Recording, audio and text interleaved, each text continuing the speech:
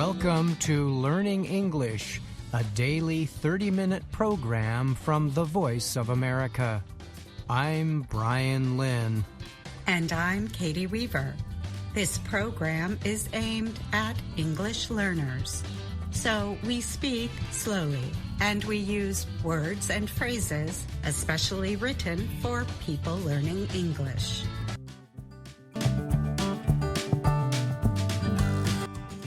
Coming up, Andrew Smith presents Ask a Teacher.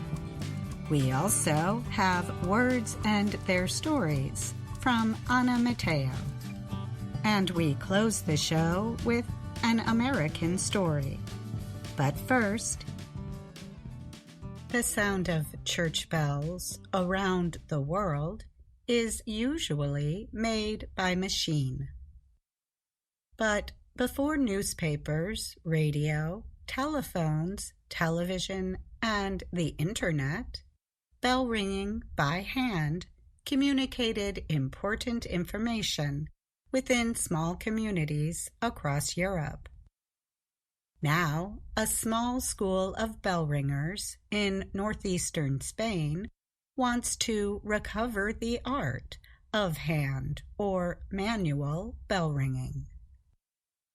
The school's founder and leader, Xavier Payas, says there is a whole language of bell ringing to rescue and return to use. The Val d'Anbas School of Bell Ringers effort comes 2 years after the international community recognized the import of manual bell ringing in Spain. The United Nations Educational, Scientific, and Cultural Organization, UNESCO, added the practice to its Humanities Intangible Cultural Heritage List in 2022. Payas's students have learned how to ring out calls for village celebrations, warnings of bad weather or fire, religious services, and deaths. Payas says bells could still help mark the rituals that we need. The change to mechanical ringing devices over the past century has flattened the bell's songs and muted their messaging powers, the teacher said. If the bells are played with expertise, he added, the sound can signal a time for celebrating or mourning. The sound can even signal when to run to the aid of a neighbor in need. For centuries, the tolling of church bells was our most important communication method, said Payas. He spoke inside the belfry that also serves as classroom in the town of Joanetes. Machines cannot reproduce the richness of the sounds that we used to hear. So there has been a simplification and unification of bell ringing. The language has been lost little by little until now, when we are finally recognizing its worth. Manual church bell ringing has continued in Eastern Orthodox countries, but most Christian churches in Western Europe today use electronic bell ringing systems. The students at Val d'Anbas include women and men from diverse professional backgrounds. One student was in his 20s. Several students were retirees. All spent the past few months researching bell sequences, documenting their history, and learning to play them. Roser Sori jumped at the chance to reconnect with her childhood. She worked to recover and play the sequence that had sounded in her grandfather's village to announce his baptism. The bells formed a part of my life, said Sori, who now works in artificial intelligence. Juan Carlos Osuna and 2 other students recently tolled for the death of a woman. That meant swinging the largest of the bells. It weighs 429 kilograms. It's an emotional experience, Osuna said. You feel your blood pumping. You feel the strength and how you are communicating with everyone in earshot. He added, "For me, it is an honor. It's a way to honor both humans and God." Javier Payas says he has a full class lined up for the fall and about 60 more people on an admission waitlist. He believes that a recovery of bell ringing in a neighborhood or town's life could help strengthen local communities. The school leader said, "This is a means of communication that reaches everyone inside a local community and can help it come together at concrete moments."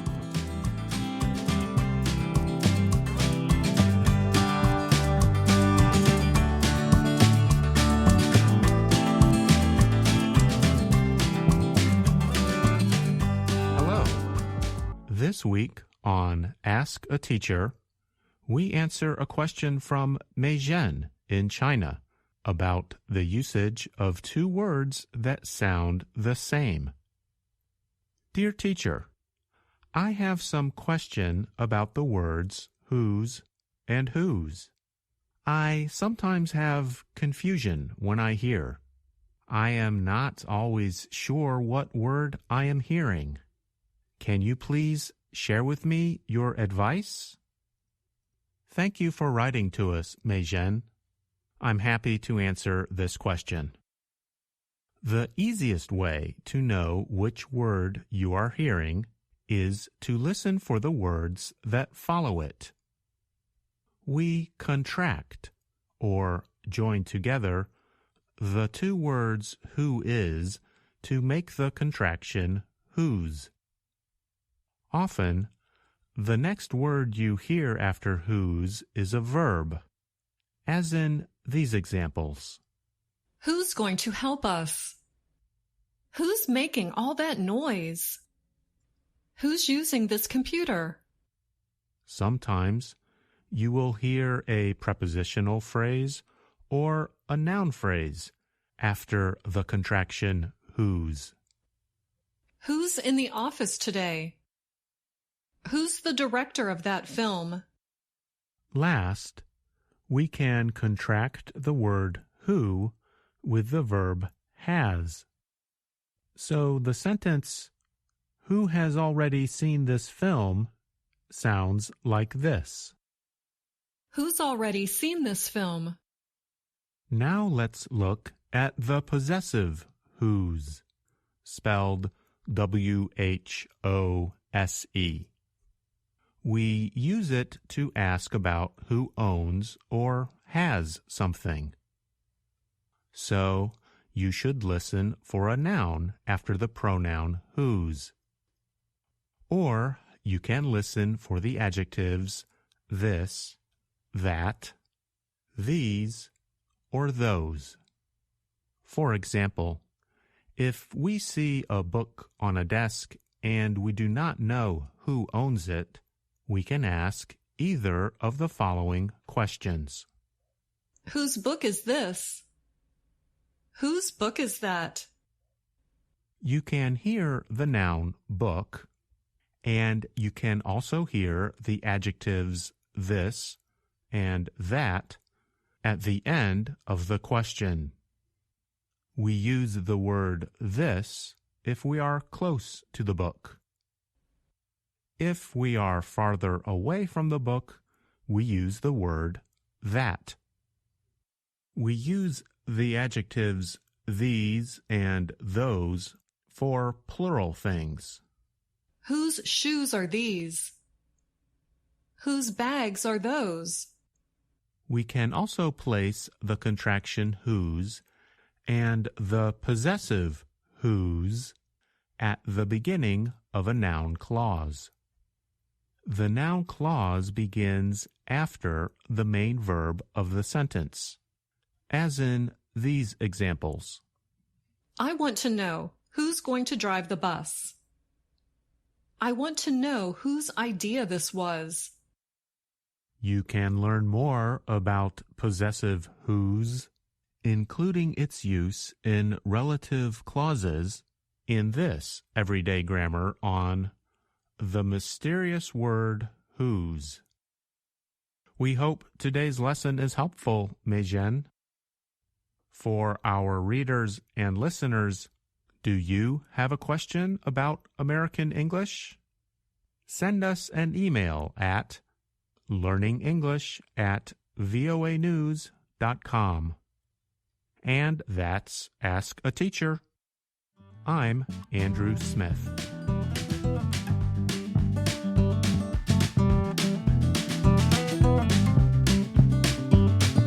And now, words and their stories from VOA Learning English.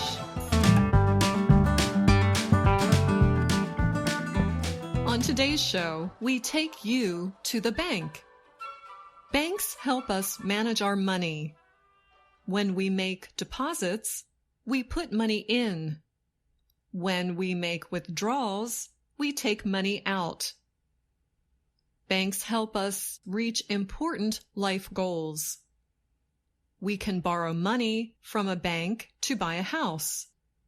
A bank can loan us money to start a business. So we need to trust our banks. And that need for trust gives us some idiomatic expressions in American English that are connected to banks. The first is simply to bank on something. If you bank on something, you trust it will happen. In fact, you count on it happening. Sometimes we use this expression to mean our strategy depends on something to happen. Here are some examples. When a city hosts the Olympics, they bank on drawing large crowds to see the games.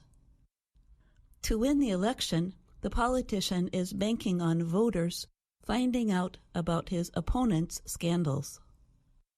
We often use this expression in a set phrase. To bank on the fact that something will happen. For example, you can bank on the fact that a famous person caught doing something wrong will soon give a public apology. It is certain to happen. You can bank on the fact that if I see chocolate cake, I will eat it. It is a given. It will happen. If you are sure something will happen, it's like money in the bank. When we have money in the bank, we count on it to be there when we need it. Banks offer guarantees that they will protect our money. So if something is like money in the bank, it is a guarantee. It is a certainty. When we say you can take that to the bank, we mean something is a sure thing. It is true or certain to happen.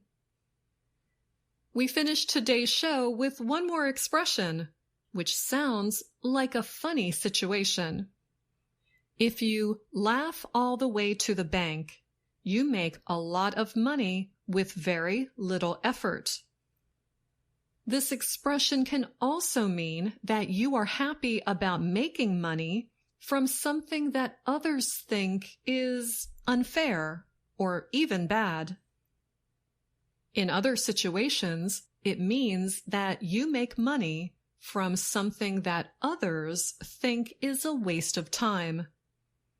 For example, when a woman started an organic, homemade dog food business, her friends thought it was a silly idea. They even laughed at her idea. but it ended up being very successful and made her very rich. So now she is the one laughing all the way to the bank. And that's all the time we have for this Words and Their Stories. If you want to learn English, the stories and programs at VOA Learning English can help you out. You can take that to the bank. Until next time, I'm Ana Mateo.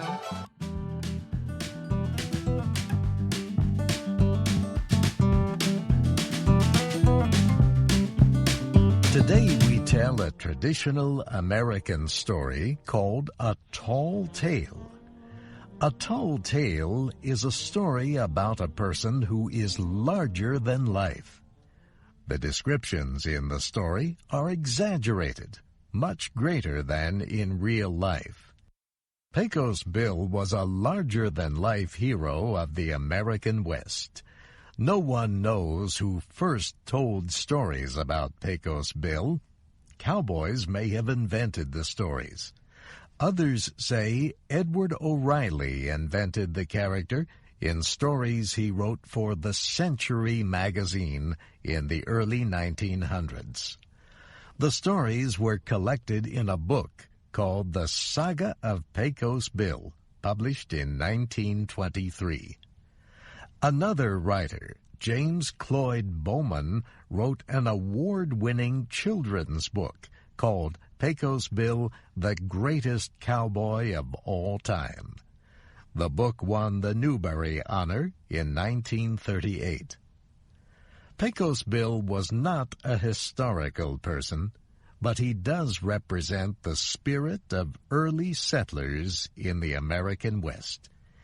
His unusual childhood and extraordinary actions tell about people who believed there were no limits to what they could do. Now, here is Barbara Klein with our story.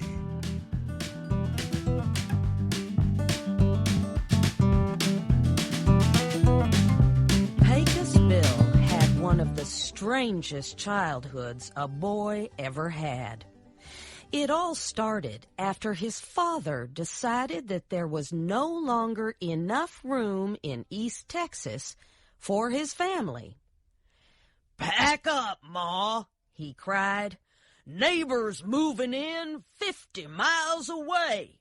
It's getting too crowded." So they loaded up a wagon with all their things. Now some say they had 15 children, while others say 18. However many there were, the children were louder than thunder. And as they set off across the wild country of West Texas, their mother and father could hardly hear a thing. Now, as they came to the Pecos River, the wagon hit a big rock. The force threw Little Bill out of the wagon, and he landed on the sandy ground. Mother did not know Bill was gone until she gathered the children for the midday meal. Mother set off with some of the children to look for Bill, but they could find no sign of him. Well, some people say Bill was just a baby when his family lost him. Others say he was 4 years old. But all agree that a group of animals called coyotes found Bill and raised him. Bill did all the things those animals did, like chase lizards and howl at the moon. He became as good a coyote as any.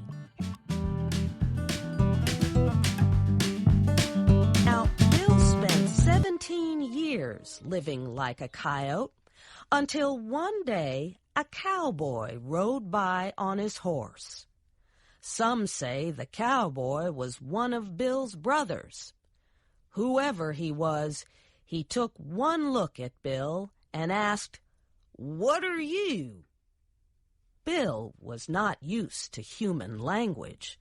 At first, He could not say anything. The cowboy repeated his question. This time, Bill said, "Varmint." That is a word used for any kind of wild animal. "No, you aren't," said the cowboy. "Yes, I am," said Bill. "I have fleas." "Lots of people have fleas," said the cowboy. "You don't have a tail." "Yes, I do," said Bill. "Show it to me then," the cowboy said. Bill looked at his backside and realized that he did not have a tail like the other coyotes. "Well, what am I then?" asked Bill. "You're a cowboy, so start acting like one," the cowboy cried out. Well, that was all Bill needed to hear. He said goodbye to his coyote friends and left to join the world of humans.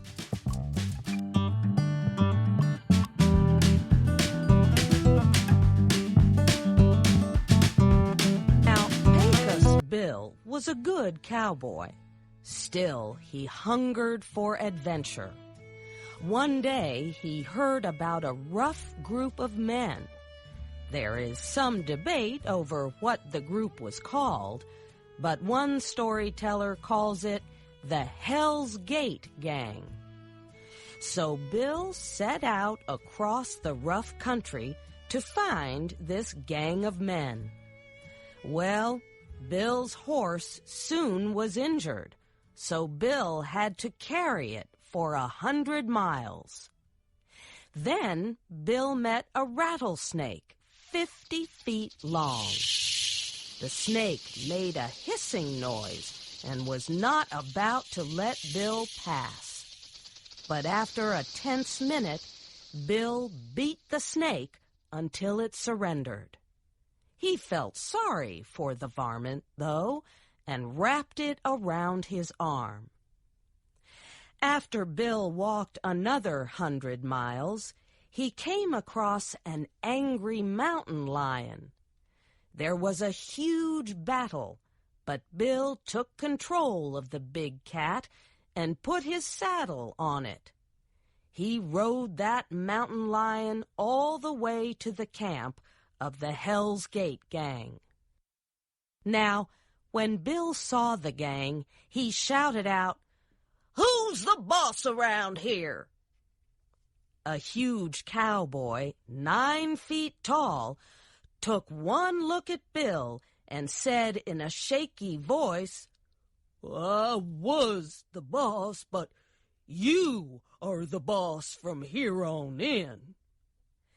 With his gang, Pecos Bill was able to create the biggest ranch in the Southwest.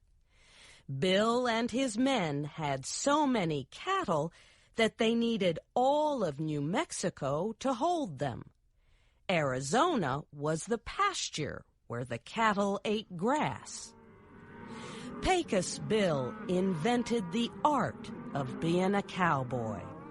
He invented the skill of throwing a special rope called a lasso over a cow's head to catch wandering cattle. Some say he used a rattlesnake for a lasso. Others say he made a lasso so big that it circled the whole earth. Bill invented the method of using a hot branding iron to permanently put the mark of a ranch on a cow's skin. That helped stop people from stealing cattle. Some say he invented cowboy songs to help calm the cattle and make the cowboy's life easier. But he is also said to have invented tarantulas and scorpions as jokes. Cowboys have had trouble with those poisonous creatures ever since. Now, Pecos Bill could ride anything that ever was. So, as some tell the story, there came a storm bigger than any other. all happened during the worst drought the West had ever seen. It was so dry that horses and cows started to dry up and blow away in the wind. So when Bill saw the windstorm, he got an idea.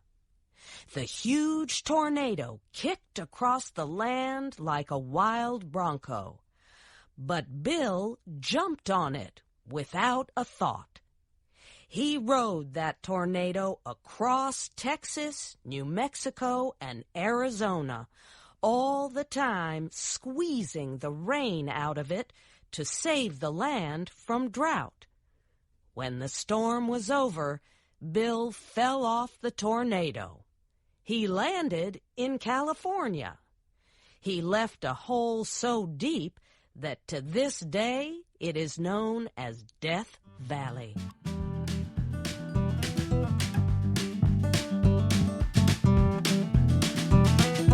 Now, Bill had a horse named Widowmaker.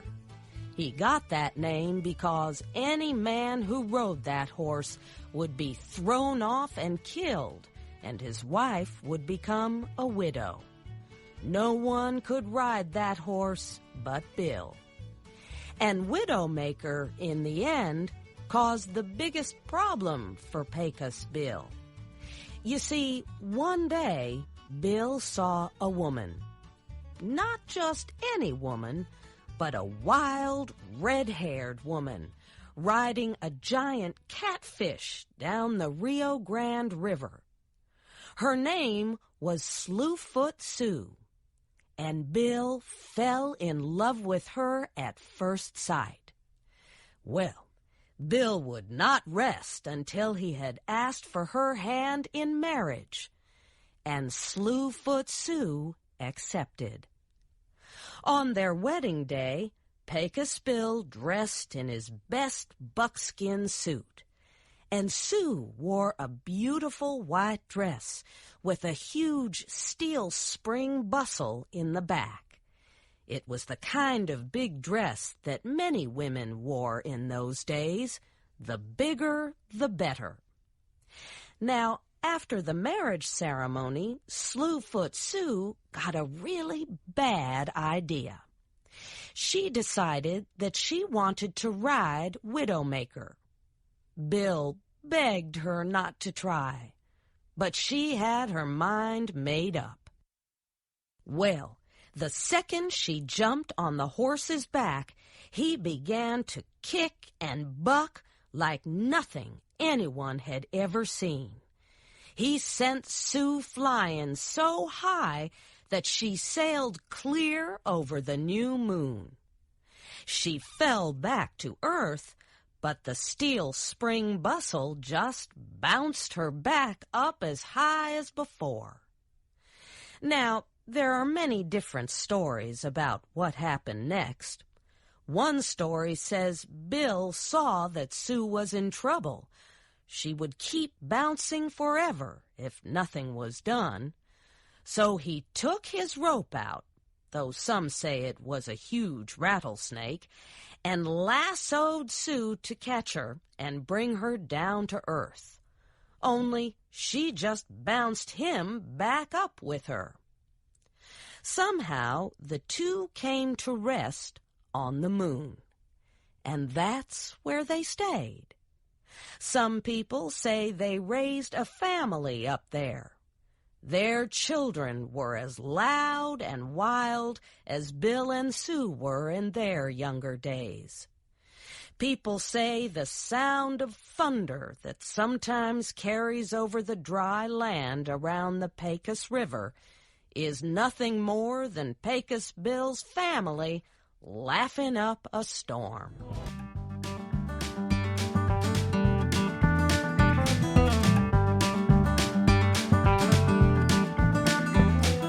That's all the time we have for today's show, but join us again tomorrow for another VOA Learning English program. Thanks for listening. I'm Katie Weaver.